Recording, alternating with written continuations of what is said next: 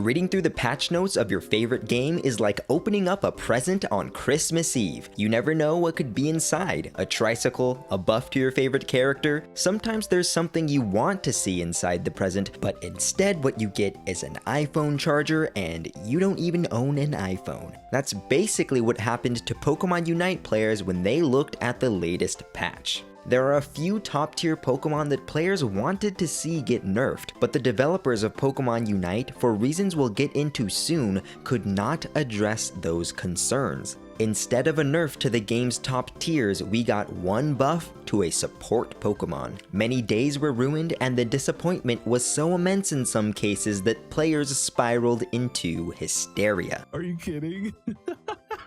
I might have to upload this. That's so funny. I hadn't scrolled down yet.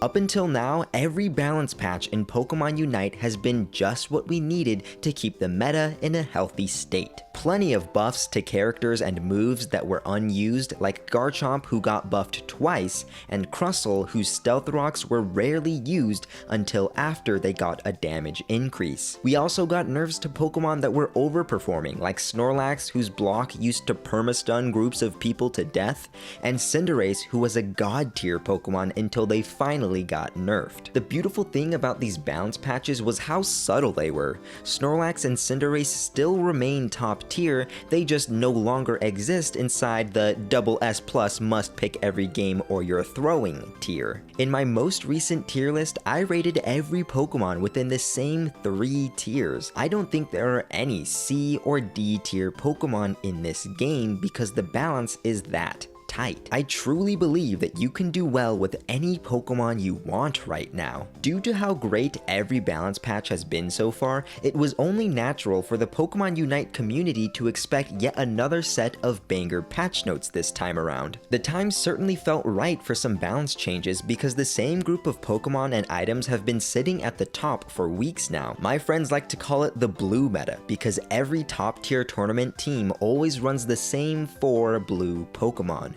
We know Timmy Studios is capable of releasing patches that shake things up without completely disrupting the meta, so why is it that so little was done in the most recent patch when we know that it's time for bigger changes? I haven't gone over the most recent patch notes yet, but there isn't much to go over. We got a couple of bug fixes and the support character Blissey got a nice set of buffs. A lot of players were not satisfied by these patch notes and wondered why they would even bother to release such a meaningless patch that basically changes nothing about the meta. Before we start labeling Timmy Studios lazy and say that they're ignoring the concerns of their competitive player base, let's ask ourselves a question. What's wrong with the current meta? I get that these 4 Pokemon are really powerful, but when was the last time you saw these 4 Pokemon on both teams in a ranked game? Personally, I've never seen it. In order to win, you do not need to have these 4 Pokemon on your team. You can play Venusaur, you can play Garchomp, you can play Pikachu. It doesn't matter. You can still win because this game is well balanced. Tournaments are a bit of a different beast. In tournaments, the best teams are competing against each other for money. So yeah, a meta is going to develop that involves spamming the best possible team composition. And there's nothing Timmy Studios can do to stop players from figuring out a meta and sticking to it. That's just how competitive games work. There's always going to be that top dog, the best character, the best weapon, the best strategy. As long as the game is still fun, I think it's okay and even healthy for Lucario and Greninja to exist as these really awesome and powerful characters. In fact, I think it would be a bad thing for any of the current top tier Pokemon to be meaningfully nerfed at this point. What do I mean by this? Imagine you're a new player. You try out Lucario in a standard match because they're free to try this week. You have a good time, so you play them a few more times. Then you see a couple tier lists online that say Lucario is one of the best, so you go ahead and spend your hard-earned coins to purchase Lucario. The next day you log on, play some Lucario, and you notice that something just doesn't feel right.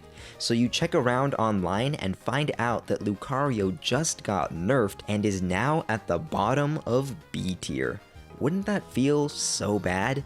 This is why Timmy Studios can't just nerf the top tiers and call it a day. Pokemon Unite is already decently balanced. If we really want the game to improve at this point, then what we need is not a nerf to Greninja, we need them to address the larger issues that make this game less fun. We need them to do something about how overpowered Zapdos is. Many players still feel like nothing matters except the last 2 minutes of the match.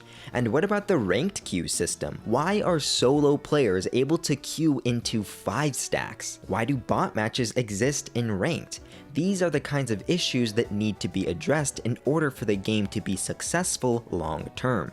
There's also a pretty game-breaking bug that's been floating around, which we'll talk about later in this video.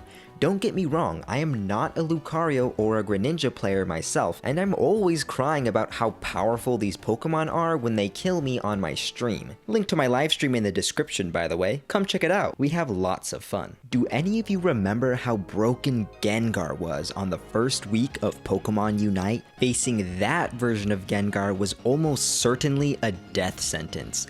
The top tier Pokemon in the current version of Pokemon Unite are far less oppressive and can actually be beaten through good positioning. You can ask for Lucario or any other Pokemon to be nerfed or buffed if you want, but in my opinion, the gap between the top and bottom tier Pokemon is small enough that any character can shine in the current meta. And for the record, I think that this patch, as small as it is, actually was an effective patch. Blissey's Safeguard used to be pretty unusable due to how niche it was. It used to make Blissey and one ally immune to stuns, slows, and crowd control. That was nice and all, but whenever you were in a fight against a Pokemon like Greninja, who doesn't even have crowd control in their kit, Safeguard was pretty useless. Now that Safeguard also grants a shield at level 4, this move has become so much more useful in a variety of situations. It's now much safer to pick Safeguard as a move instead of soft boiled. As a result, we now have a simple way to counter the heavy crowd control users like Snorlax and Wigglytuff by using Blissey to grant immunity to stuns. I think that these changes will shift the meta from being dominated by the color blue to being a little more pink and round. But there's still a big problem we haven't talked about. Specifically in the tournament scene, the development of the meta has been stifled by a bug that has been affecting tournaments for over a month now. There is a gameplay feature that allows moves to be cancelled as long as the user of the move gets stunned during their move animation. When this happens, the move doesn't go off, but the cooldown does get triggered even if it was a Unite move that got cancelled. Again, this is just an intended gameplay feature. Moves can be cancelled.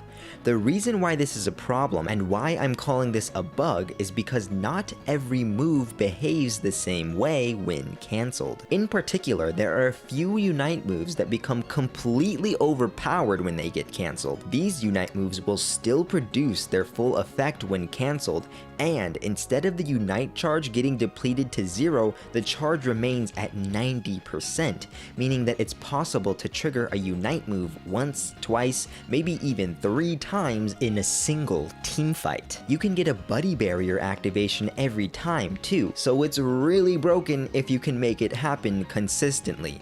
Oh, and guess what? There are a few tricks that players have discovered which can make this Unite cancel bug way more consistent and way more abusable.